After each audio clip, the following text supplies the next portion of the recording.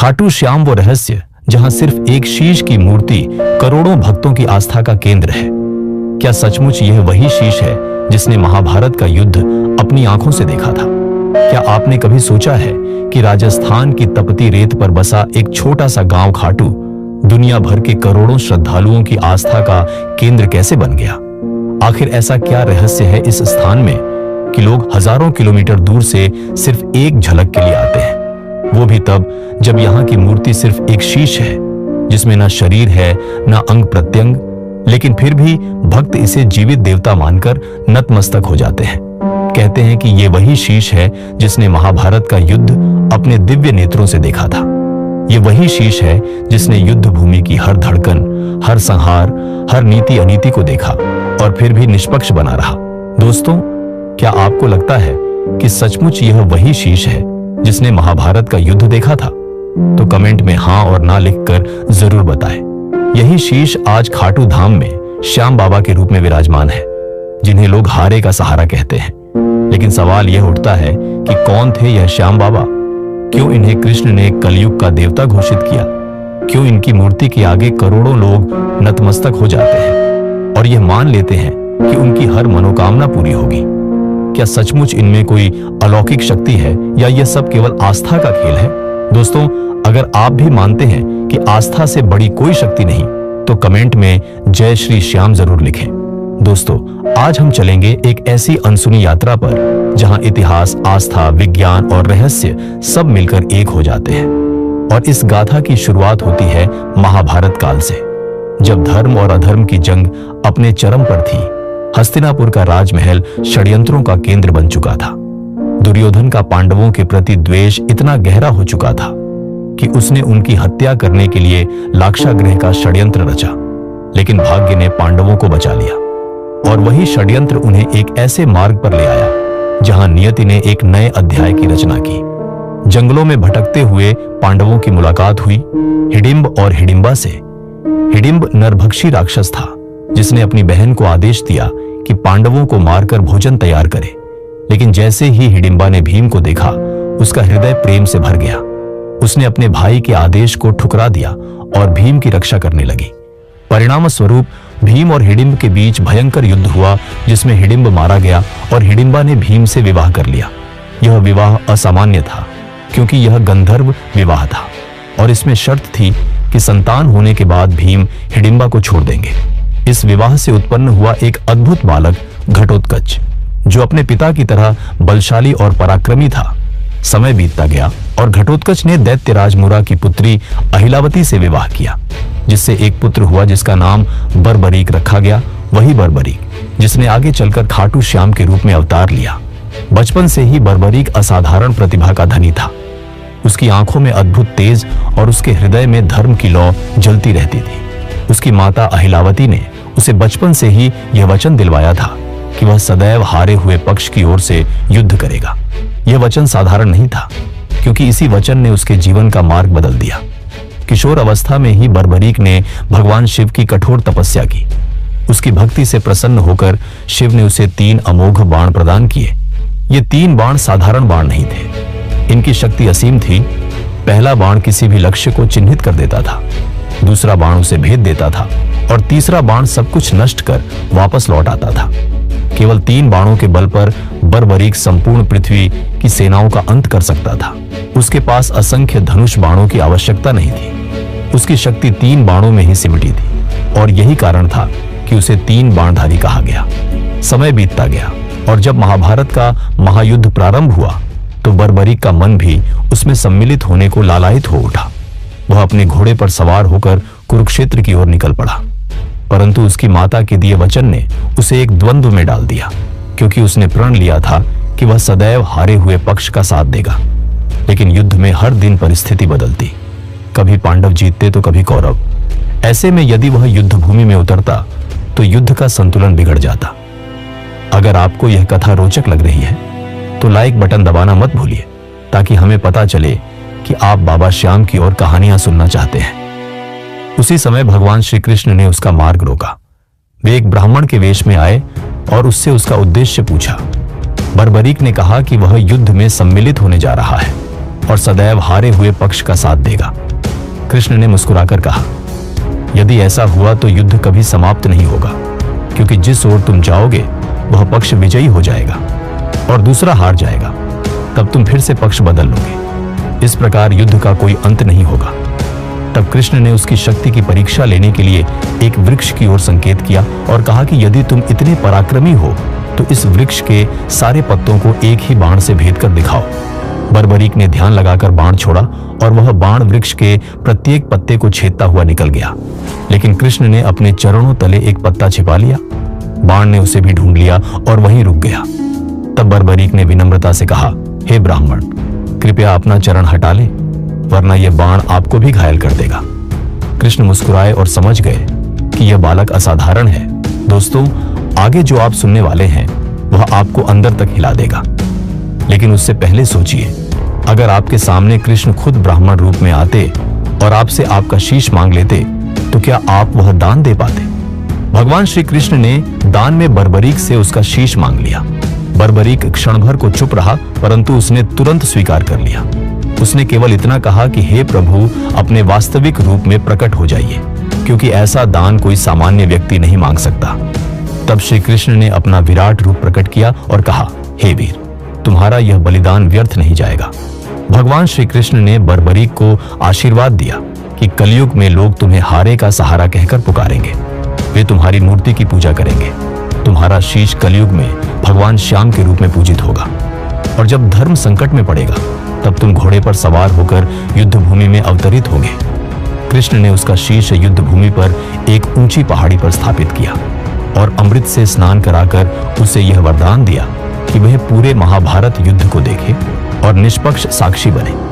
बर्बरीक का शीश मुस्कुराता रहा और उसने पूरे युद्ध का साक्षात्कार किया। यही शीश आगे चलकर राजस्थान की पवित्र भूमि खाटू में पूजित हुआ। कहते हैं, जब समय बीता तो इस सिर को धरती के गर्भ में दबा दिया गया, परंतु नियति को कुछ और ही स्वीकार्य था। सदियों बाद खाटू गांव की भूमि में चरती एक गाय अचानक एक स्थान पर रुक गई और बिना कारण उसके थनों से दूध बहने लगा।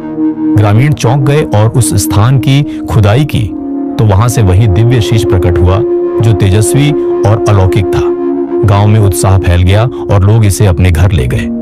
कुछ समय बाद खाटू के राजा रूप सिंह चौहान को सपने में श्याम बाबा ने दर्शन दिए और आदेश दिया कि मेरे लिए यहाँ भव्य मंदिर का निर्माण करो।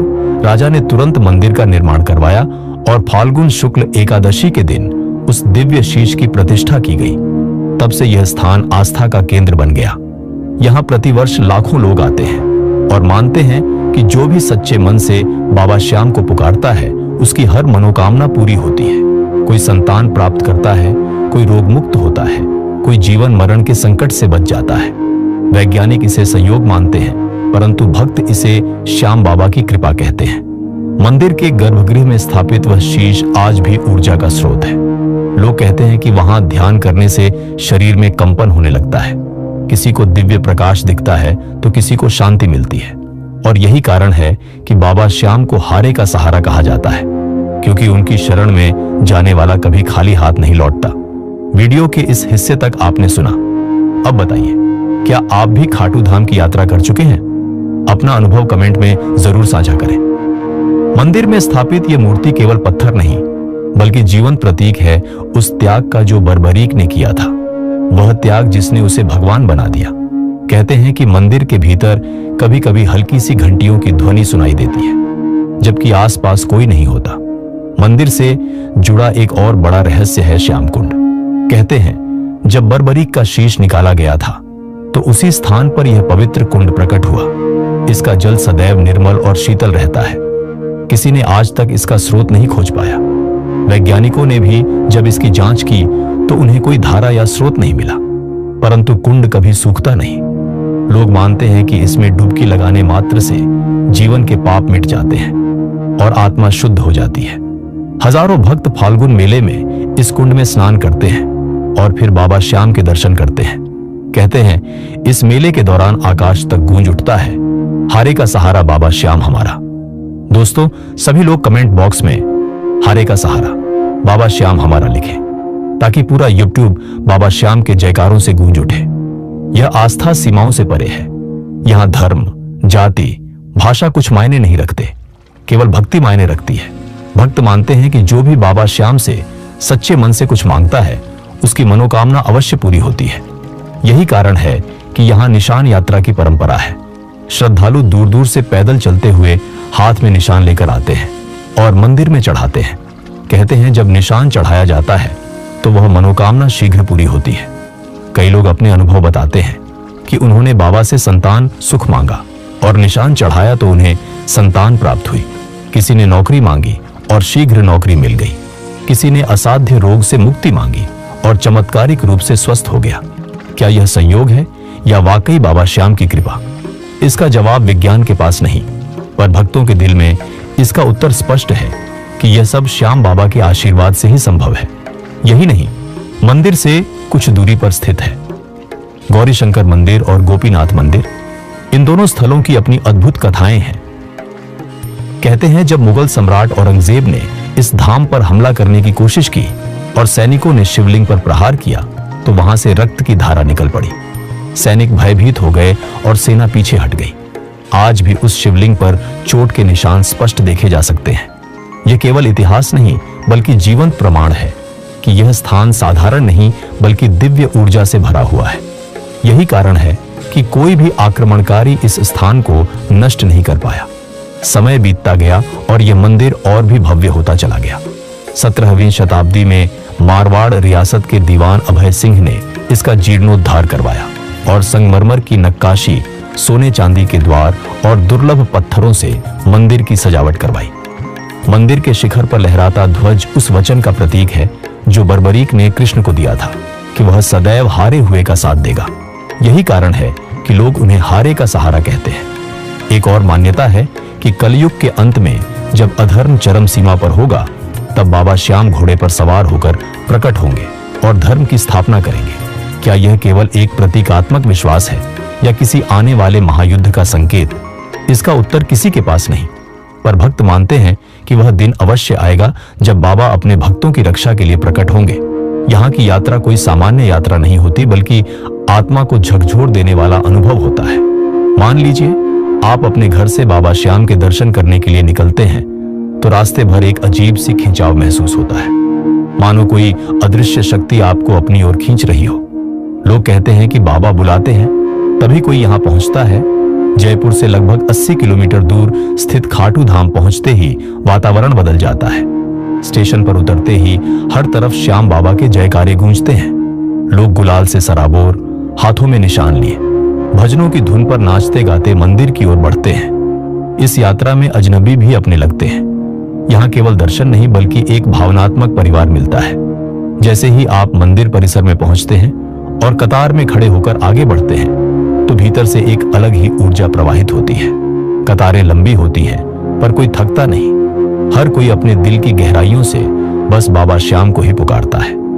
जब कोई भक्त खाटू धाम की यात्रा करता है तो उसके लिए यह सिर्फ एक मंदिर की ओर जाना नहीं होता बल्कि यह आत्मा की उस पुकार का उत्तर होता है जिसे श्याम बाबा ने सुना होता है।